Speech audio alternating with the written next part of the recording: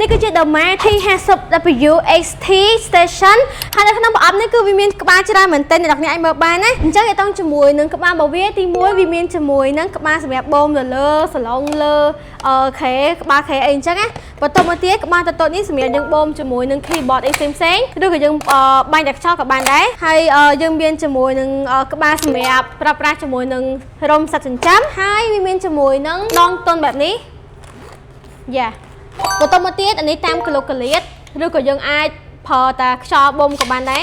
នេះគឺជាក្បាលបូមសម្រាប់ប្រើប្រាស់ជាមួយនឹងព្រំបន្ទាប់មកអានេះសម្រាប់សាឡុងដែលជាប្រភេទពោធិ៍សាត់កម្មនិយាយឬក៏ប្រភេទពួករោមសត្វអីអញ្ចឹងណាហើយនៅក្នុងប្រអប់ក៏គេមានឲ្យមកជាមួយនឹងថង់សម្រាប់មួយដែរហើយបន្ទាប់មកទៀតវាមានជាមួយនឹង